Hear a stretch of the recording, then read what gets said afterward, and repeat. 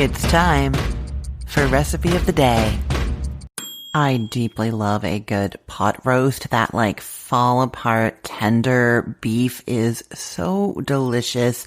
I used to only do it on the weekend when I could just kind of have it in the oven going for a long time. But with the advent of the Instant Pot, I can now do this any day of the week, in the evening, after we get home from school. I can make Instant Pot roast. And my favorite cut of beef for that is the chuck roast. I just find that it has a good combination of flavor and that fattiness that makes it so tender. You could use a brisket or eye of round instead, or you can see what your butcher has labeled as pot roast, or at the grocery store sometimes they label it that way, and you can give that a try. It should work as well. I'm using a 3-pound chuck roast here, and what you're going to do is season it all over with salt and pepper, and then you're going to put a little bit of oil, 2 tablespoons of vegetable oil or neutral flavor oil, into the Instant Pot, and you're going to hit the saute button to let it preheat. And once it says hot and once it seems like it's shimmering in there, you add that seasoned roast in there and you brown it on all sides and then transfer it to a plate.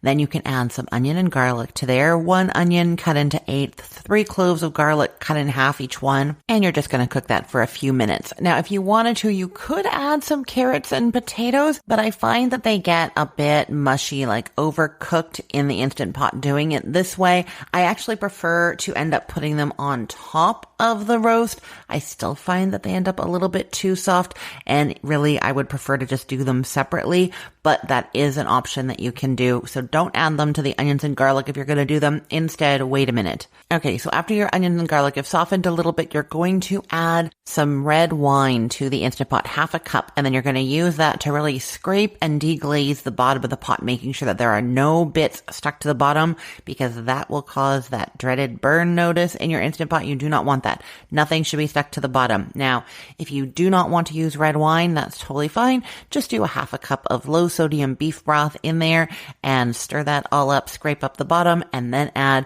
3 cups of low sodium beef broth. So if you're not using the wine, you're doing 3.5 cups total, 1/2 just to deglaze the bottom first, and then the other 3 cups. If you are using red wine, it's half a cup of red wine, and then 3 cups of the beef stock or broth. And I'm just going to say the reason that I use the low sodium is because the flavors are going to concentrate and reduce a little bit, and we don't want that salty flavor to overly concentrate. And we salted the beef as well, so that is why I'm using the low sodium here. Then to the broth in your Instant Pot, you are also adding 3 tablespoons of tomato paste, a tablespoon of Worcestershire sauce, a teaspoon of dried rosemary, and a teaspoon of dried thyme. Stir that to just mix it up and make sure that the tomato paste is kind of broken up really well, and then add your beef back into the pot, and it's going to be kind of submerged mostly in that liquid. It's okay if some of it is sticking out. Now, if some of it is sticking out, you can put your carrots and potatoes on top there.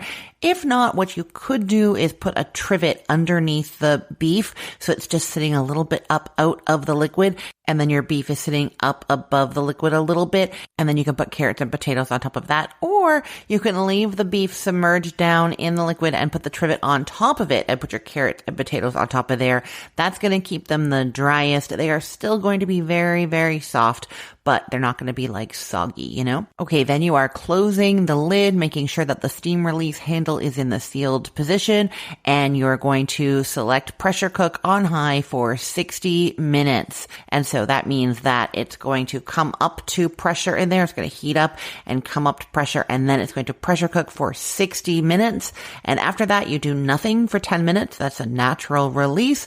It's just going to start to equalize the temperature a little bit, so it's not so shocking to that meat, causing it to kind of tense up when you switch that valve to venting, and the rest of the steam is going to come out. Then once that valve has dropped down, you can unlock the lid, open it carefully. There's going to be some steam coming out still, and then take that beef out. I would use a couple pairs of tongs or a big lifter and some tongs, and you're going to either slice that against the grain or shred it up. And then you can serve that on some mashed potatoes with just some of the cooking liquid, or you can turn that cooking liquid into a gravy. So if I was going to do that, I would pour the liquid into a gravy separator or a fat separator to remove the fat from the liquid, and then pour the liquid back into the Instant Pot, and then make a slurry of flour and room temperature water or room temperature beef stock. So probably 3 tablespoons of flour and about half cup of liquid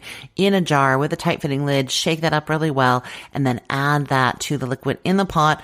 Hit the saute function and let it come up to a simmer while you stir it, and you're going to get a really nice gravy. It might need a little salt, pepper, maybe just a little bit more rosemary or thyme in there, and then you get a gravy for your pot roast, which sounds amazing. Actually, I think that I have a chuck roast in my freezer, and I hadn't yet decided what to make for dinner tonight. This is going to be it. I will put the link to this recipe in the show notes for this podcast episode, or you can head to cookthestory.com/ROTD and get it there, or find it in our Facebook group, facebook.com/groups/recipeotd. And hey, just a quick note. I'm on a recording hiatus right now, so for the next little while, I'm replaying episodes from the archives, including this one. If you heard me mention a holiday, a season, or something going on in my life that seemed a bit off, that's why. Thanks so much for listening, and I hope you're enjoying these older episodes. I am Christine Pittman from cookthestory.com, thecookful.com, cookfor2.us, and from this podcast, Recipe of the Day.